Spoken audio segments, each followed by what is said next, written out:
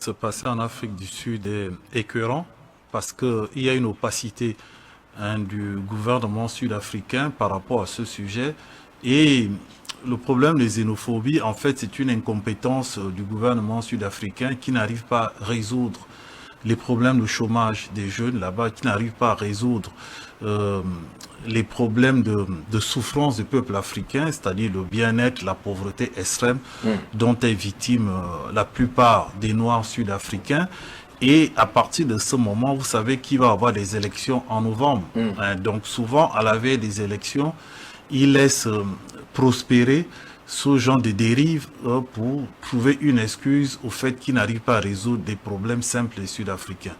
Parce que ces manifestations contre la xénophobie n'ont pas leur origine seulement cette année. C'est depuis 2007 que ça avait commencé. Ça a pris de l'ampleur en 2023, parce que 2023, vraiment, c'était là où on avait touché le fond. Il y a eu 300 000 morts par rapport à ces événements au niveau de l'Afrique du Sud. Et heureusement que cette fois-ci, avec l'ultimatum qui a été donné par des mouvements associatifs de Sud-Africains, je tiens quand même à préciser que la plupart des Sud-Africains qui ont ce genre de comportement, ce sont les Zoulous. C'est les Ni Zoulous. Et l'Afrique du Sud n'est pas peuplée que des Zoulous. Il y a les Zoulous, il y a les Xhosa, il y a les Indiens, il y a d'autres communautés. Mais les Zoulous, c'est une ethnie un peu limitée, c'est des gens qui n'ont envie de rien faire et c'est des gens qui expriment justement leur incapacité à ne rien faire. Mais quand on parle, sans pourtant vous couper, monsieur Eric, et là on parle de Zoulou, ça nous renvoie à une personnalité africaine importante, Nelson Mandela d'ailleurs, qui a vendu justement cette culture Zoulou lors de son magistère avec sa fibre panafricanisme. Est-ce qu'aujourd'hui les Sud-Africains ne sont pas en train de fouler aux pieds ce panafricanisme justement vanté par cet illustre personnage qui est Nelson Mandela? Non, mais Nelson Mandela ne vendait pas la culture zoulou, parce que lui-même il n'est pas zoulou, il est Xhosa. D'accord. C'est-à-dire que zoulou, c'est une ethnie de l'Afrique du Sud, comme il y a les Xhosa, comme il y a d'autres ethnies. Mais les Zoulous ont la particularité, c'est parce qu'ils sont issus du centre même de Johannesburg, ils sont à Pretoria, ils sont un peu partout. Et comme je t'ai dit, ils sont à Soweto, dans les quartiers défavorisés, donc ils sont les plus nombreux et les plus belliqueux, si on peut s'exprimer ainsi. Parce qu'en Afrique du Sud, quand vous regardez quelqu'un qui est noir et pas très beau, en général c'est un Zoulou, parce que les Xhosa sont un peu plus clairs et ont un faciès un peu plus agréable à regarder. Vous avez vu Nelson Mandela, etc. Bref, là n'est pas le problème. Donc, ce qui se passe, c'est que l'Afrique du Sud, c'est 60 millions d'habitants. C'est un pays à peu près d'une superficie d'1,250,000 km². Et là, nous avons 5% de la population qui vient de l'expatriation.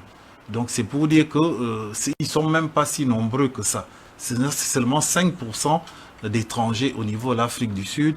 Et donc, ça fait en sorte que si tu prends une population de 60 ou 65%, ça veut tout simplement dire qu'il y a 6 millions d'étrangers.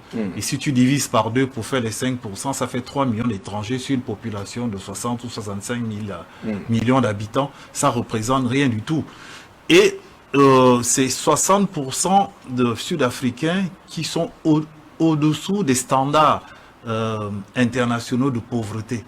Donc vous voyez que c'est quand même énorme quand vous avez plus de 60% de la population, 60% de la population qui est très pauvre, qui a du mal à vivre, quand vous avez une jeunesse qui est à 40% au chômage, et quand on n'arrive pas à trouver des solutions à ces problèmes, ben on fait quoi?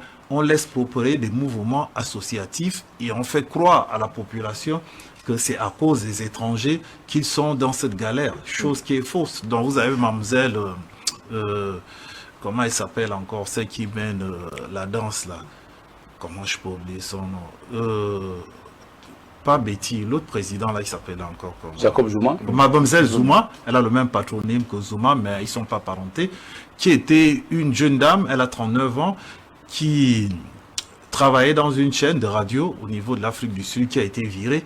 Et donc cette frustration a fait en sorte qu'elle a commencé à impacter au niveau des réseaux sociaux. Elle a commencé à mobiliser les gens devant les hôpitaux pour empêcher les étrangers d'aller se faire soigner. Et grâce à elle, le mouvement a pris de l'ampleur parce que elle a fait des meetings et vous savez avec l'émergence des réseaux sociaux, donc ça part très vite et nous vivons cette scène incroyable au niveau de l'Afrique du Sud. Au départ, les Sud-Africains s'attaquaient aux pays frontaliers, donc le Zimbabwe, le Mozambique, etc. C'était véritablement leur cible. Ils demandaient à ces peuples de rentrer chez eux. Aujourd'hui, le mouvement s'est élargi, ça a pris de l'ampleur. Aujourd'hui, vous voyez qu'il y a des Nigériens qui ont été rapatriés, il y a des Ghanéens et beaucoup d'autres communautés qui sont menacées par ces mouvements associatifs xénophobes, je dirais entretenus pratiquement par le gouvernement. Dieu merci, lors de leur dernière sortie, le gouvernement a mis les militaires pour pouvoir limiter, encadrer, parce que je vous dis qu'en 2023, il y a eu quand même 300 000 morts par rapport à ces mouvements.